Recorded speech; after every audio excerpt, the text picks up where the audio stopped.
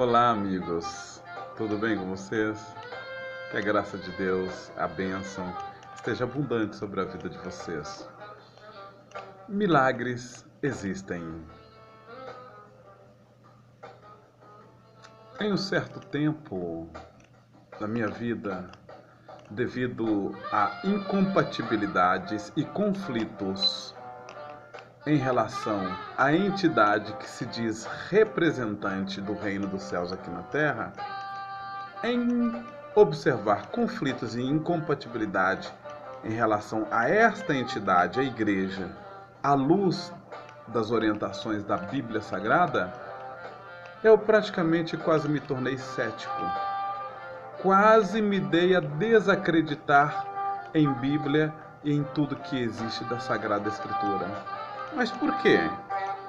É por causa dos escândalos, é por causa dos comportamentos indevidos e inescrupulosos, não assim meramente a partir de membros. Membros está ali para se consertar, se ajustar, se aperfeiçoar, mas o problema é quando a coisa vem a partir da liderança.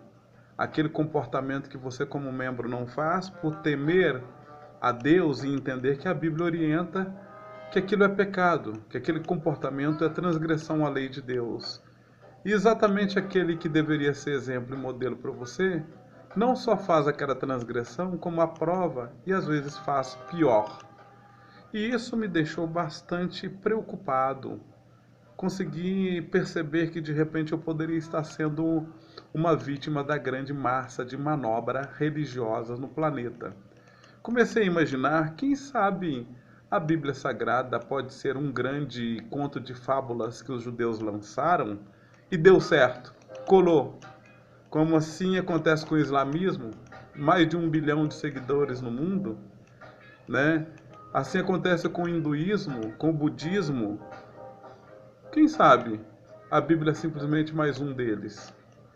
Mas antes de me tornar cético, eu resolvi buscar a veracidade da Bíblia através de buscar conhecimento da sua mensagem, o que ela indicava que eu deveria buscar e conhecer. Descobri que a Bíblia me incentivava a buscar experiências sobrenaturais, já que as coisas naturais diante dos meus olhos, o templo, a igreja, já não era mais motivo para mim permanecer fiel à organização, mas sim a Cristo. Porque os verdadeiros adoradores de Deus não adorarão nem em Jerusalém, nem aqui, nem acolá, mas o adorarão em espírito e em verdade. Né? Então, só que antes de eu tomar essa decisão, eu resolvi tomar a decisão de tornar-me cético, não acreditar mais em Bíblia. Eu resolvi buscar a Deus e seguir os mandamentos bíblicos em oração, jejum, afastando do homem um pouco, que é um pouco complexo, cheio de dizeres, conceitos, e me apegar mais a Deus e a leitura da palavra. Cara, aí foi quando os milagres começaram a acontecer. E o problema é que quando os milagres começam a acontecer, Deus começa a entrar na sua vida e você começa a sentir a natureza de Deus, você não começa a falar por si, Deus começa a falar no teu lugar. Deus precisa de alguém que se coloque na posição, santifique, se apegue a Ele, para que Ele possa usar você, mas você tem que ser escolhido, separado, sabe, para Ele. E aconteceu.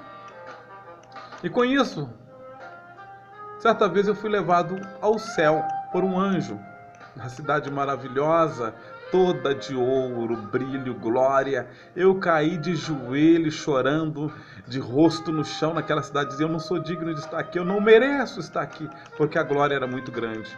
Outra vez, Jesus pessoalmente me levou até a porta do céu. Em meados do ano 2000, Jesus me levou até a porta do céu. Houve um arrebatamento comigo e Jesus falou comigo pessoalmente. Simplesmente me disse: continue a falar tudo que eu tenho colocado na sua boca.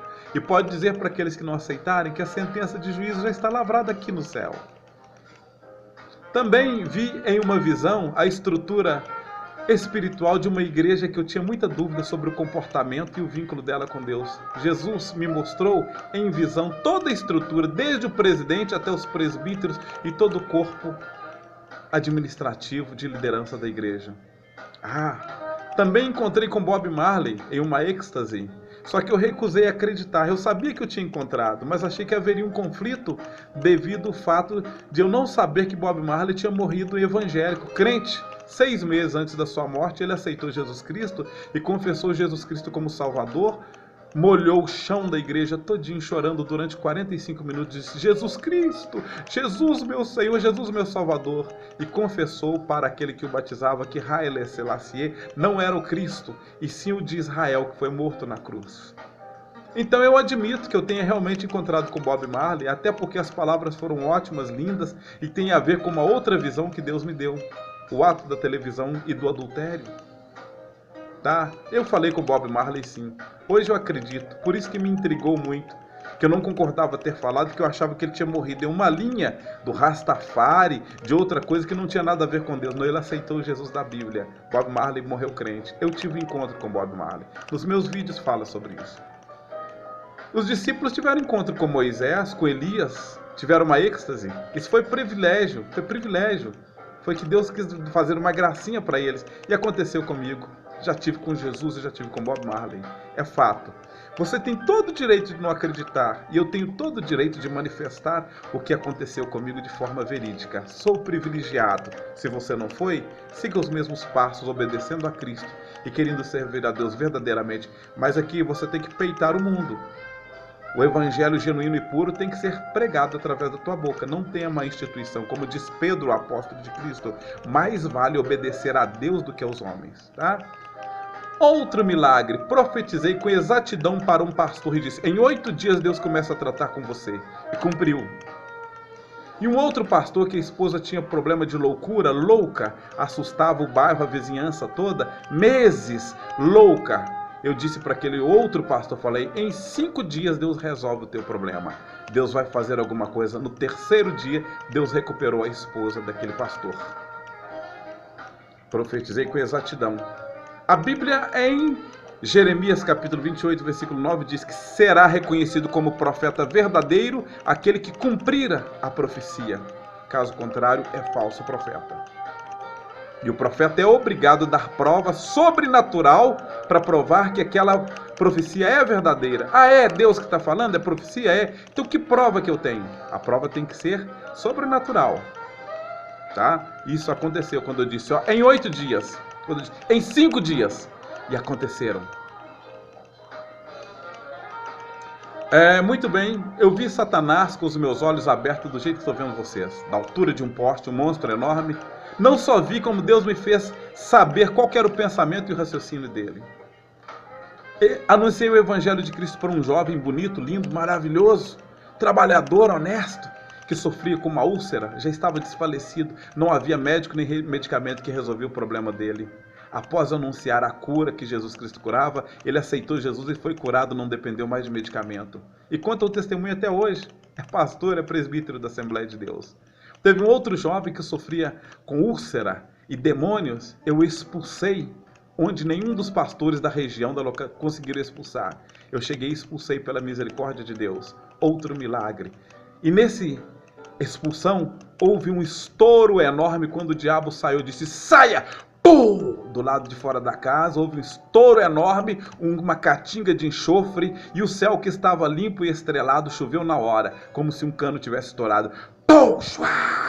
O povo que estava ali vendo a cena